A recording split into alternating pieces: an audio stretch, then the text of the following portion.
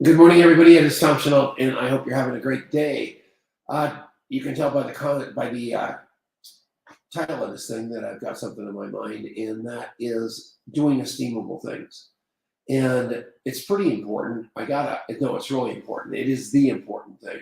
I was in a conversation last week via text message with somebody that had earned some real, maybe even earned, I'm not even sure about that, but has a title and has power and has forgotten integrity and what it took to get to the place of getting that title and that power.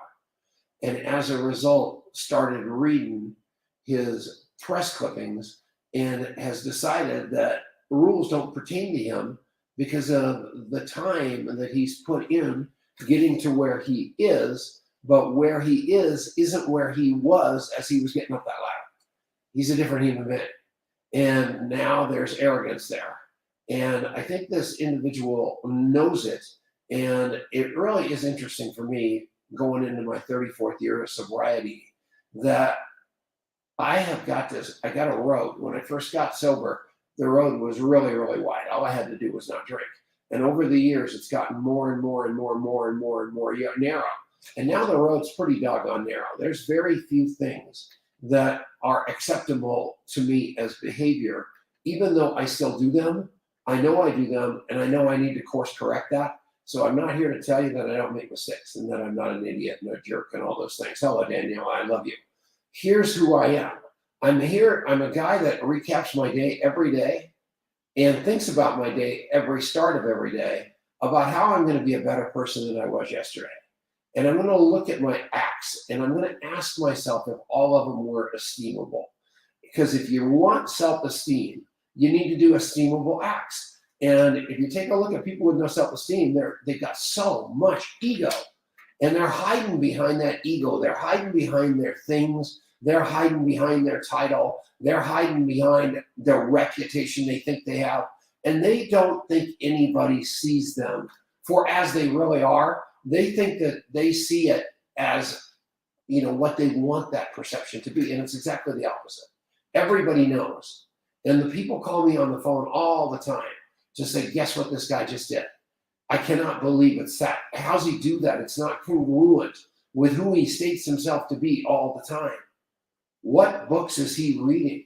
What is he learning from that he's acting this way?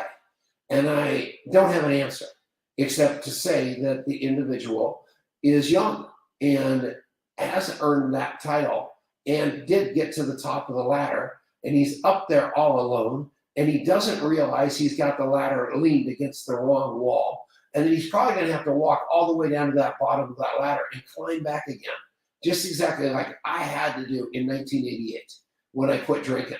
I was at the top of the ladder. I had it all, supposedly, and I had nothing because everything I had was on the outside, and I had nothing on the inside. And when I got up there and I realized that, it was horrible. Hi, Brian. Hi, Leslie. Hello, Nancy and Kay. Then I realized, to my chagrin, I had nothing. I was big ranch, no cattle. I didn't know who I was. I didn't want you to know who I was. And it was horrible. Hello, David. But now, today, after a long time, almost 34 years, I'll be 34 years sober on September 29th. It will be, today, I do feel like I've got some self-esteem. I ain't much, but I'm all I've got, and I happen to love me a lot, and that's okay with me. And how you feel about me is none of my business. Even though I care how you feel about me, it's none of my business. And I've got to live inside of that, whereby I can serve you, because what you're getting is the real me, not this phony facade, or not me riding on some title. If I start riding on my 34 years of sobriety on the 29th, I've lost. I've got to ride on my sobriety today. I've got to ride on being a leader today, totally judged by the way that I'm leading today. A case in point are these politicians. I mean, these poor guys have given a life of service, but they're judged by what they did today. Nobody reads yesterday's newspapers. That's in your life. That's in those guys' life. So every day we've got to be this person of high integrity. It takes self-esteem, and to do that, you have to do esteemable things. You have to tell the truth as fast as you can. You have to know that the truth is enough. And you have to give up the looking good for being good. And Rumi said it, and I just heard it through the great Dr. Louis Ariaza. You know, he came into the world and was a young man and making all kinds of money trying to change the world. But he got a couple of train wrecks that came along in his life because God's got a great sense of humor. And now he realizes that he had to change himself in order to change the world.